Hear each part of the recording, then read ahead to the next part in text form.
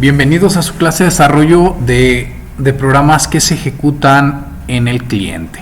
Ok, chicos, vamos a ver ahora lo que es un lenguaje que ya les presenté un video de que JavaScript, que vamos a ver un gráfico. Lo que es JavaScript, ya vimos que es una aplicación que se corre en el cliente, o se ejecuta más bien en el cliente. Por ejemplo, aquí podemos ver el cliente hace una demanda al servidor, el servidor hace una respuesta, el servidor envía una página HTML con JavaScript y el JavaScript se ejecuta en el cliente, ¿sí? JavaScript no es la web, está diseñado para ser usado en la conjunción de HTML.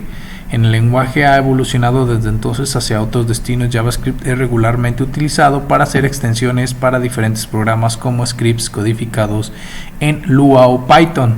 JavaScript también se puede utilizar para construir aplicaciones de Mozilla Firefox. Es el ejemplo más famoso de la interfaz del navegador. Se crea con una especie de HTML llamado Sult y JavaScript que se utiliza para animar la interfaz. Otros programas también están basados en navegador GPS, TomTom a través de tu PC. Ok, bueno, aquí viene una historia que no nos vamos a meter tanto a la historia de JavaScript. Dice que en 1995 Brendan Eich trabajó en Netscape Communication Corporation. La compañía publicó el famoso Netscape Navigator, entonces principal competidor de Internet Explorer. Bueno, en aquel entonces a ustedes ya no les tocó Netscape. Yo era un chaval cuando sí lo vi muy poco, pero no lo utilicé mucho. Prácticamente es eso. Por aquí tenemos un resumen de lo que es JavaScript. Dice: JavaScript es un lenguaje de programación interpretado, es decir, que necesita un intérprete para ser ejecutado, como todos los lenguajes de programación. JavaScript se utiliza principalmente en páginas web, al igual que en HTML. JavaScript es ejecutado por el navegador del usuario, se llama uno de cliente, en comparación con el lado del servidor, cuando el código es ejecutado por el servidor, o sea que corre en tu máquina cuando tú haces la petición. JavaScript está normalizado por ECMA International como el nombre ECMAScript Language Reference. Hay otro lenguaje derivados de los ECMAScript como ActionScript, Xford o JavaScript.net. La última versión del estándar está basado en ECMAScript 5, lanzado en el 2009. Ok, vamos a ver lo que es sus variables de JavaScript. Vamos a ver sus tipos de datos, y luego vamos a ver las variables y las constantes. Los tipos de datos, pues aquí los tienen. Tipos de datos en JavaScript se derivan en dos tipos: primitivos y tipos objeto. Los primitivos son los string, que son cadenas de texto; los number, que son valores numéricos; los boolean, que es verdadero o falso; los null, que es tipo especial, contiene null; y los undefined, que es tipo especial, que contienen undefined o indefinidos. Y los tipos objeto, tipos preferidos de JavaScript, que es el date de fechas; regexp, que son expresiones regulares; error, datos de error; tipos definidos por el programador usuario, que son funciones simples o clases, que es chamba de nosotros los programadores; los arrays, que son los arreglos; serie de elementos o formación, tipo vector o matriz. Lo consideramos un objeto especial. Y los objetos especiales como objeto global, objeto prototipo, entre otros. ¿Okay? Este es un esquema que ustedes van a hacerlo en su cuaderno. Este esquemita quiero que me lo pasen a su cuaderno y me van a tomar una fotografía y me lo van a enviar. Esa va a ser la actividad de aquí donde les agregué este video de Classroom, ¿sí? Ok, ahora vamos a ver las variables y las constantes. Vamos a ver qué es una variable en JavaScript. Dice: en programación las variables son espacios donde se puede guardar información y asociarla a un determinado nombre. Ya lo hemos visto, ustedes ya no son nuevos en la programación, ustedes ya han programado, entonces ya saben de qué estoy hablando, que es una variable, que es un espacio que se reserva para guardar algo. Por ejemplo, aquí vamos a ver, en JavaScript, si una variable no está inicializada, contendrá valor especial undefined, que significa que su valor no está definido aún, o lo que es el mismo, que no contiene información. Tenemos, por ejemplo, var a, declaramos una variable a, pero no le asociamos ningún contenido, o sea, no tiene valor. Y aquí sí, var b, que es igual a 0. Declaramos una variable b que es igual a 0. Luego, aquí con estos, console.log, vamos a mostrar lo que tiene el valor de la variable b, en este caso pues es 0, entonces el valor nos va a mostrar 0, ¿verdad? En ese consola. Y console.log a nos va a mostrar que va a ser indefinido, ya que la variable a no tiene valor, ¿verdad? Como se puede observar, hemos utilizado console.log para consultar la información que contiene las variables indicadas, tanto a como b. Ojo, las mayúsculas y minúsculas en los nombres de los variables en JavaScript importan. No es lo mismo una variable llamada precio con p minúscula que una variable precio con p mayúscula, ¿sí? Eso ya lo hemos platicado, chicos. Ya no son nuevos en programación, ya han visto que son sensitivos a mayúsculas y minúsculas los lenguajes de programación, ya que tienen un diferente código ASCII, este carácter de p minúscula que este carácter de p mayúscula, ¿sí? Y qué es lo que recibe la máquina, código ASCII o binario. Si tenemos que declarar muchas variables consecutivas, una buena práctica suele ser escribir solo el primer var y separar por comas las diferentes variables con sus respectivos contenidos.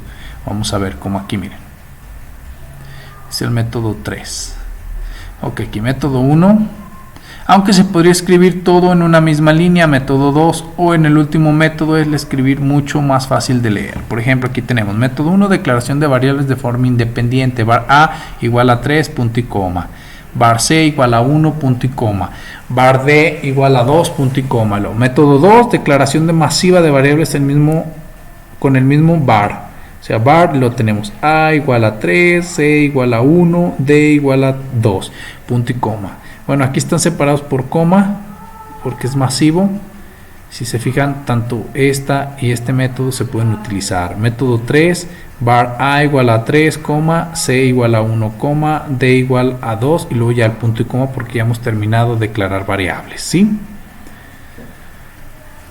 Igual que al anterior, pero mejorando la legibilidad del código. Ok, como su propio nombre indica, una variable puede variar su contenido, ya que aunque contengan una cierta información, se puede volver a cambiar a esta acción. Ya no se le llama inicializar una variable, sino declarar una variable, o más concretamente redeclarar. El código se puede diferenciar porque se omite el var.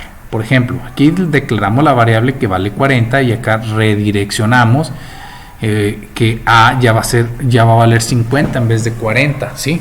Aquí lo vemos. Eso pues ya lo saben, ya han trabajado ustedes en programación, es algo similar a los demás lenguajes. Ámbitos de variables var. Cuando inicializamos una variable al principio de nuestro programa y le asignamos un valor, ese valor generalmente está disponible a lo largo de todo el programa. Sin embargo, esto puede variar dependiendo de múltiples factores. Se conoce como ámbito de una variable a la zona donde esa variable sigue existiendo. Por ejemplo, si consultamos el valor de una variable antes de inicializar, no existe. Por ejemplo, console.log de cuánto muestra indefinido, ya que la variable e está declarada después de que se está pidiendo esa consulta.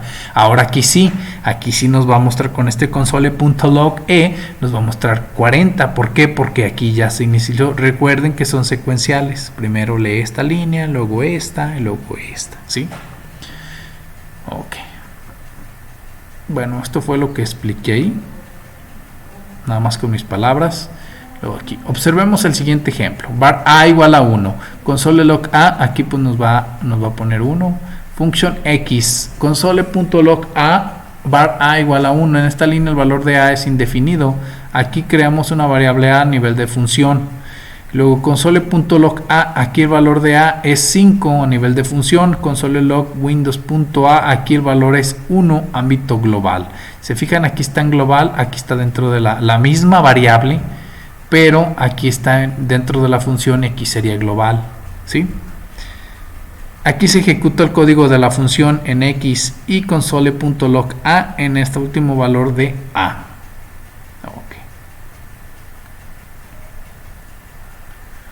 Okay. Bueno, aquí vienen otras un poquito más al ámbito nivel de función. lo que son funciones, lo que son a nivel global, que cambian un poquito. Podemos observar que lo que es la función pues es nada más dentro de la función, y ya cuando sale o se ejecute fuera de la función pues es a nivel global, que puede obtener otro valor muy diferente a lo que se declaró dentro de la función, dependiendo qué tratamiento se le dé. Ok, seguimos. Aquí por ejemplo var a igual a 1, console.log a, aquí accedemos a la a global que vale 1, pero dentro de la función x, console.log a, en esta línea el valor de a es 1, luego a igual a 5, si volvemos a consultar, a ya vale 5, aquí windows.a pues 5, ya que es ámbito global. Ahora x, aquí se ejecuta el código de la función x, console.log a, en esta línea el valor va a ser a igual a 5, ya que fue secuencial. Ok, vamos a ver lo que son variables o ámbitos variables let. En estas versiones modernas de JavaScript ES6 o ECMAScript 2015 o posteriores se introduce la palabra clave let en sustitución de var. Con ella, en lugar de utilizar ámbitos globales y a nivel de función var, utilizamos los ámbitos clásicos de programación, ámbito global y ámbito local. La diferencia se puede ver claramente con el uso de un bucle for con var y con let. Por ejemplo, aquí lo tenemos.